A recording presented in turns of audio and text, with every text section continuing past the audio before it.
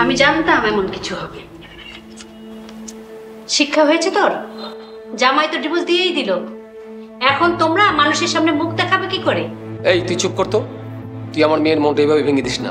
কি দরকার ছিল মেয়েটাকে জামাই বাড়ি থেকে এখানে নিয়ে আসার ভাই? জামাইকে হাতে পায়ে ধরে ওখানে রেখে আসা যেত না?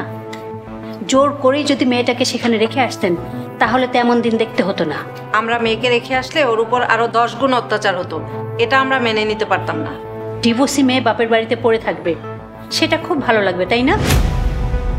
আমার রীতা যে এত কান্নাকাটি করে, তাও তো আমি ওকে এখানে জায়গা দিই না। বিয়ের পরে মেয়েদের স্বামীর বাড়ি আসল ঘর।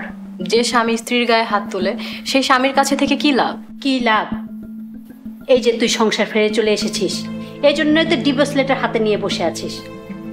আর রীতা সংসার করছে, এই জন্যই ওর এখনো ডিভোর্স হয়নি। স্বামী শ্বশুর বাড়ির লোকজন যতই খারাপ হোক না কেন, সংসার কখনো ভাঙতে হয় না। ডিভোর্স হওয়ার চেয়ে গলায় দড়ি দিয়ে মরা অনেক ভালো।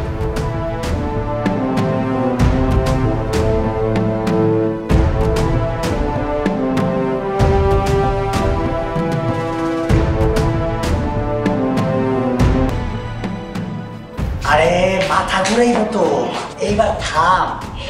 আব্বা আজকে আমার থামায় না, আজকে আমি অনেক খুশি। আমার পথের কাটা একটা সহজে দূর হয়েছে, আমি ভাবতে পারি নাই এমন শ্রাবণের লাগে আমার বিয়া কেউ ঠেকাইতে পারবো না। আরে আস্তে কো, দেয়ালেরও কান আছে। এই দিনটার লেগে কত বছর ধরে অপেক্ষা করতেছি। শ্রাবণ রে লন্ডনে পাঠানোর পর কতদিন অপেক্ষা করছি তোরে শ্রাবণের লগে বিয়া দেওয়ানের লেগা।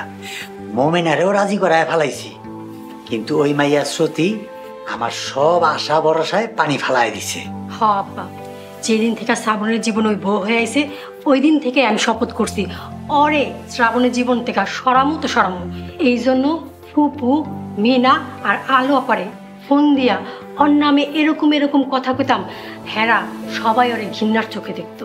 এই না হইল আমার মাইয়া একদম সাক্ষাৎ ইবলিসের বাচ্চা। এখন শোন, যত দ্রুত সম্ভব শ্রাবণে বিয়া কইরা লন্ডনে পাঠায় দে। সোনার হরিণ রে সোনার খনিতে না পাঠাইলে আমাকে উদ্দেশ্য হাসিল হইব না। হ আব্বা, তুমি ঠিকই কইছ, আমি তাই করি। তুমি বহ, আমি এসেছি।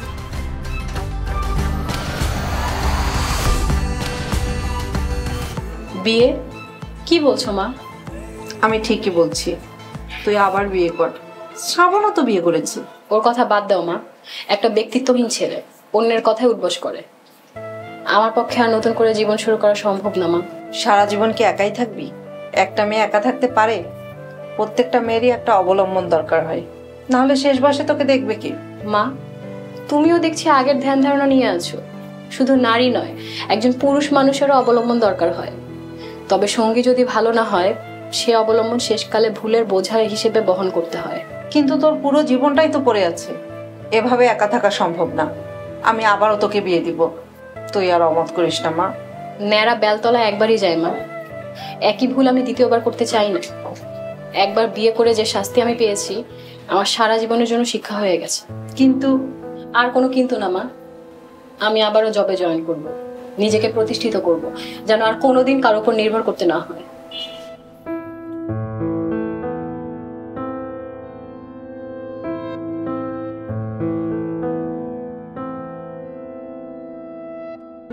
আপনার পজিশনটা কি এখন আর খালি আছে?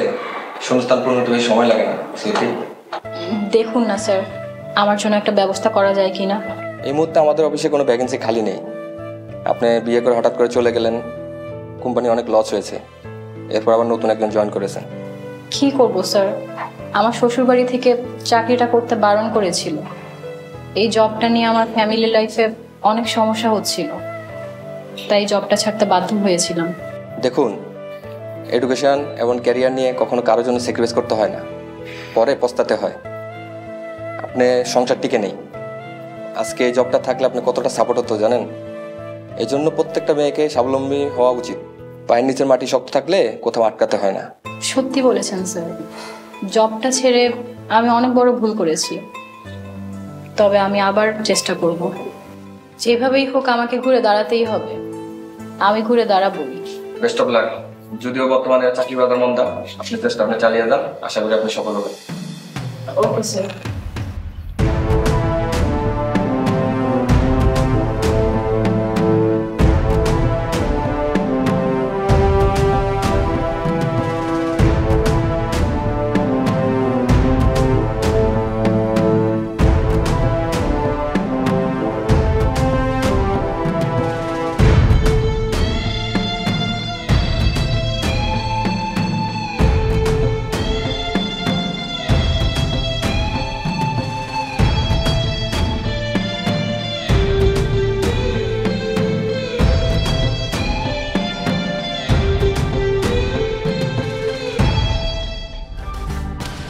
কি বিয়ে করছো মানে? কাকে করছো? কেন বিয়ে করছো? আমি কারে বিয়া করছি এটা তোমার জানানো লাগবে না। তয় অনেক বড় লোকের মেয়ে, অনেক সুন্দরী, আমরা আমেরিকা নিয়ে যাবো। 5 বছর আমার সাথে প্রেম করে এখন আমেরিকা যাওয়ার লোভে তুমি আরেকটা মেয়েকে বিয়ে করছো? প্রতারক! আমি তোমাকে পুলিশে দেব। ভুইলা ওই কাম কইরো না ডার্লিং, ভুইলা যাইতেছো কেন? তোমার ছবিগুলো কিন্তু আমার কাছে এখনো আছে। এগুলো ভাইরাল হইলে মান সম্মান তোমারই যাইবো। তুমি এত নীচ, আমাকে বিয়ে করার কথা বলে দিনের পর দিন ব্যবহার করেছো। আমি তোমাকে এতটাই বিশ্বাস করতাম যে আমার সবকিছু দিয়ে দিয়েছি। এখন আমার কি হবে? তুমি আমার সাথে কেন এরকম করলে? যে মাইয়া বিয়ার আগে সবকিছু দিয়া দেয় তারে আর যাই হোক বউ বানানো যায় না। তোমার ভাবি তোমারে বাঁচানোর অনেক চেষ্টা করছিল, কি তুমি কি করছো? হ্যার বিরুদ্ধে চক্রান্ত কইরা আরে বাড়ি ছাড়া করছো। তুমি যে কি বজ্জাতের বজ্জাত এটা আমি আগেই বুঝতে পারছি। ভাবি ঠিকই বলেছিল, যেহেতু আমাকে বিয়ে করবে না তাহলে আমার সাথে ছবিগুলো তুমি ডিলিট করে দাও। ছবি ডিলিট করে দিব? তুমি কি ভয় পাইছো ডার্লিং? আচ্ছা যাও, তোমার ছবি আমি ডিলিট করে দিমু, তুমি আমার 1 লাখ টাকা দিবে। আমি টাকা পাবো কোথা থেকে? সংসার সব টাকা তো ভাবির কাছে, আর মার কাছেও কোনো টাকা পয়সা নেই। আমি টাকা দিতে পারবো না। প্লিজ তুমি আমার কোনো সর্বনাশ করো না। ছবিগুলো ভাবিকে ভয় দেখানোর জন্য তুলেছিলাম। তুমি ছবিগুলো ডিলিট করে দাও প্লিজ। তুমি টাকা দিলে আমি ছবি ডিলিট করে দিব, বুঝলা বোকা পাখি?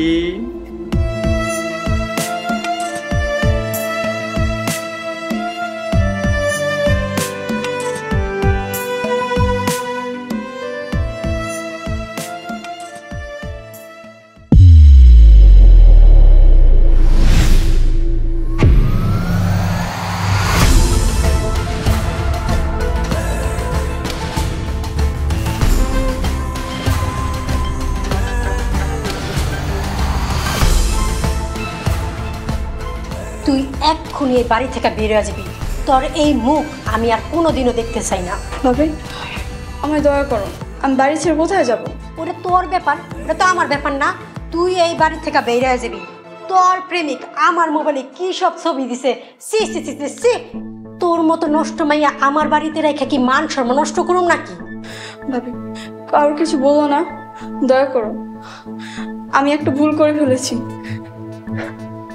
তিন্নি, তুমি কিন্তু খুব বাড়াবাড়ি শুরু করে দিছো। আমার মিনারে নিয়ে উল্টাপাল্টা কথা কইতে তোমার শরম করতেছে না? আমার শরম করবো কি লেগা? আপনার মাইয়া যখন শয়তানি করছিল তখন শরম করে নাই? এই দেখেন আমার মোবাইলে আপনার মাইয়ার কি নোংরা ছবি।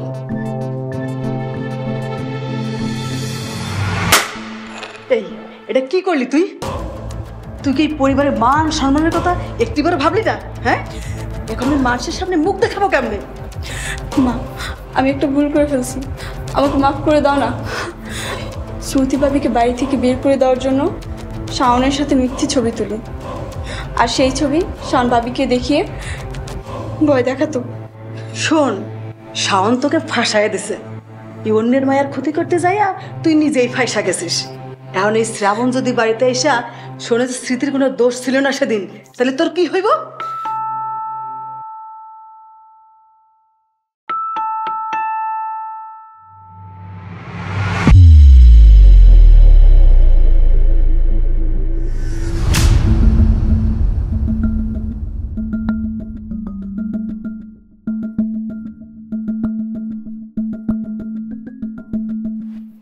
তুই আমার সাথে এই কাজটা করতে পারলি?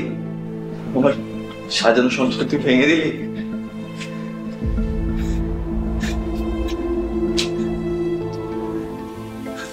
বাবা তুই হঠাৎ দেশে তোর পায়ে কি হইল?